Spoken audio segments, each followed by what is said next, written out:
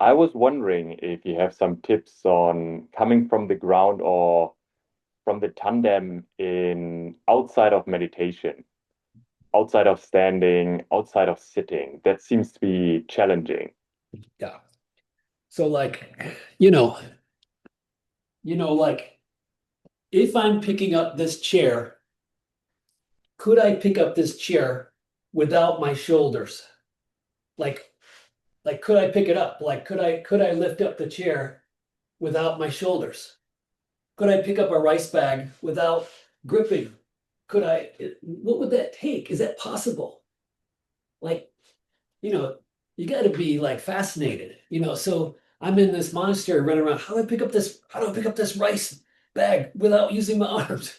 I've read, we've kind of wrestled sometimes.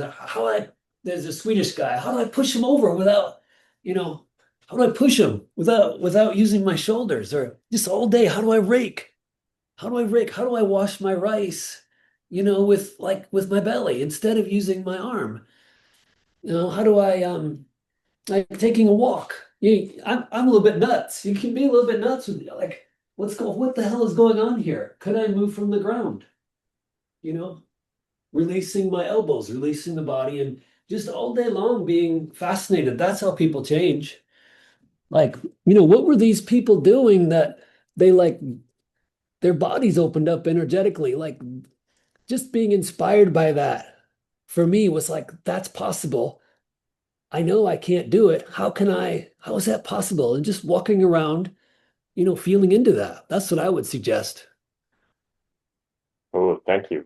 Yeah, you know, just all the time. And it doesn't have to be a chore. If it's a chore, you do it for a couple minutes and then you'll go on with what you want to do. But if it's fun, if it's exciting, then it will be, oh, I can't wait. I'm just, what is that? You know? Um,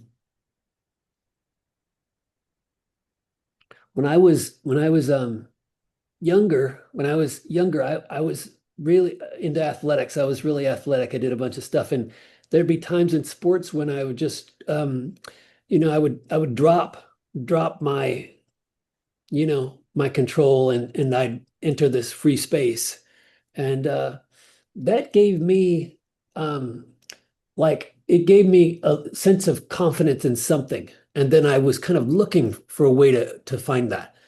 And when I met the Roshi, in many ways, I thought, oh, he's like that all the time.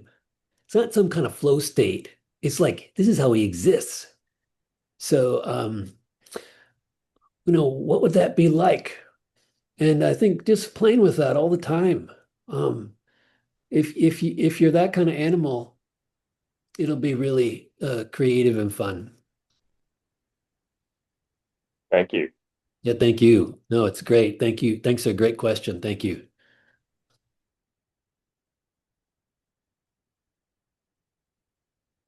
And like people are like, well, the danger is that people keep things at the level that they understand.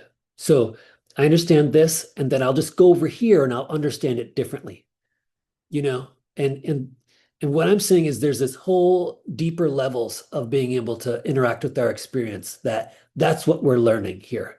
So we're not just like at our level where we go over here and we learn it slightly different. The way we do everything, we kind of like, oh, I learned it a little bit differently. The same way I learn everything. We're making a leap of how we experience our what's happening. And that's where that's what I'm trying, that's why I'm teaching these classes or leading them, because I'm kind of pushing it out there that there's something else going on. We're not just getting better at our our ways of, you know, yeah, our Windows 95 or whatever, you know what I mean? So yeah,